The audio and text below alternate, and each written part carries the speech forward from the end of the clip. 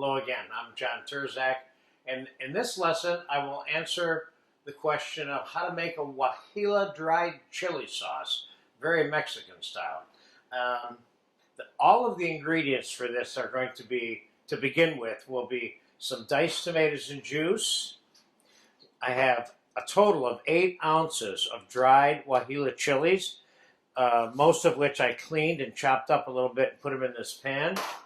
And I'm going to add a cup of whole garlic cloves.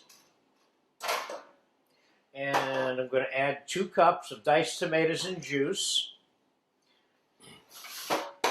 And we're going to add 1 medium-sized onion. Remember, this entire batch that we're making, which should probably make us about a quart, if we're lucky,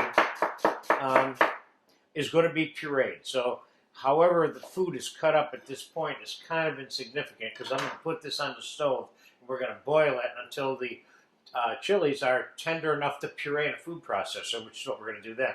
But for now, let me quickly show you how I clean the chilies. I cut them in half lengthwise. These are very inexpensive chilies too. I think I paid a total of about $4 for all of these chilies. Then we're going to take the stem off, and we're going to get the seeds out. And anything in the chili that's like this, which is the little white things that are in peppers, gets taken out as well.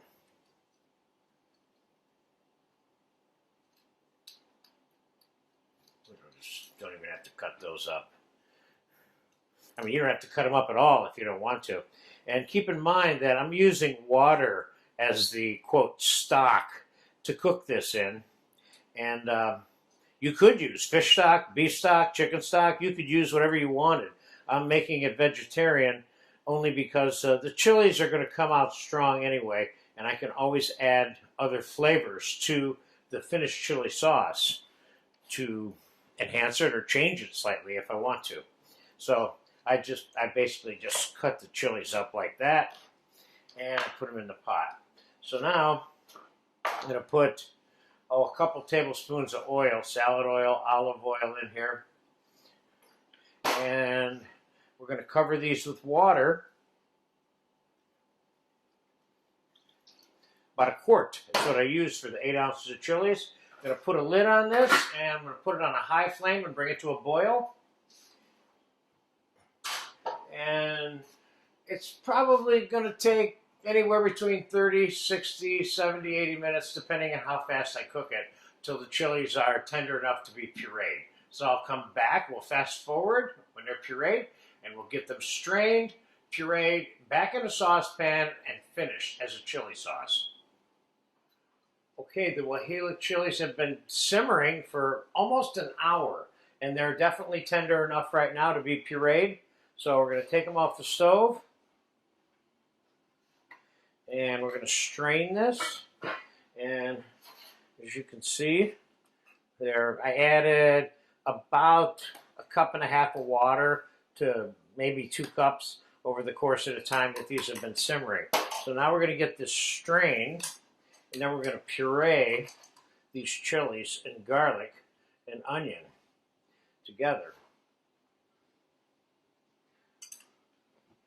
Let's get it in the food processor.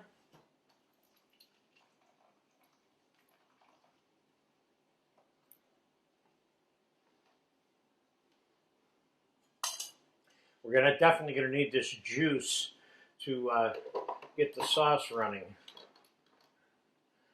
To finish the sauce with. Now I'm going to let that puree for a second. I'm going to put this saucepan back on the fire and to get it hot, because I may want to fry this chili sauce a little bit and bring it back to a simmer on the stove.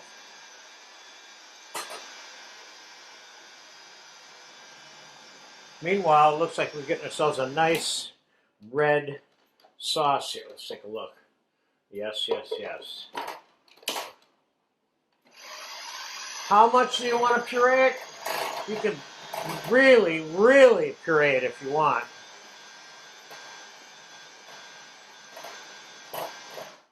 and that's enough for me. And what I'm going to do now is I'm going to take this and push it through that same strainer back into the juice.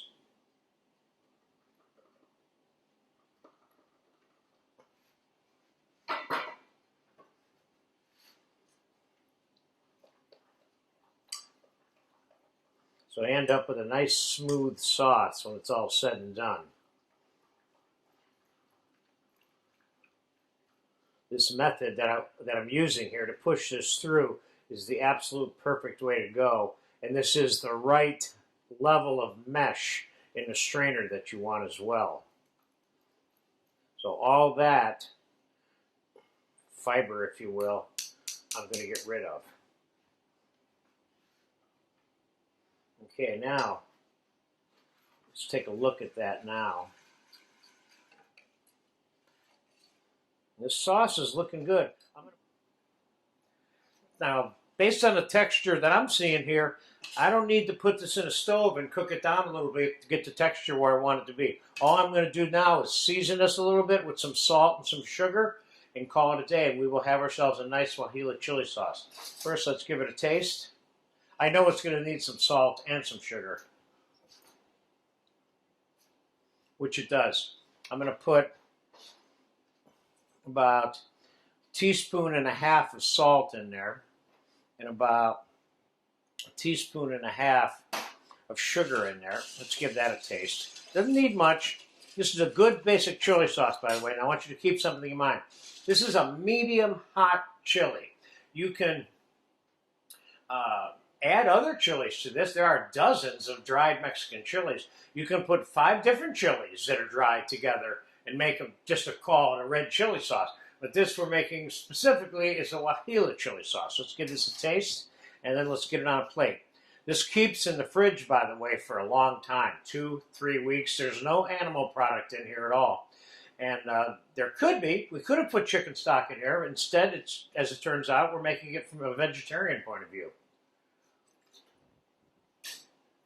This sauce is good just the way it is. Let's get some of it on a plate so you can see what the texture of it is.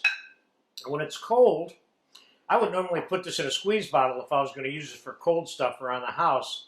But this, again, is great for carnitas, tamales, and a host of other different things. Enchiladas, and the list goes on and on. So there you have it.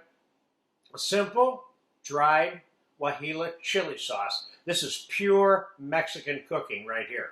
And again, this is not a claim that this is the only way to make this sauce. There's a couple of dozen ways that people go about making this that are all authentic. And this is one good version. So enjoy this if you get a chance to.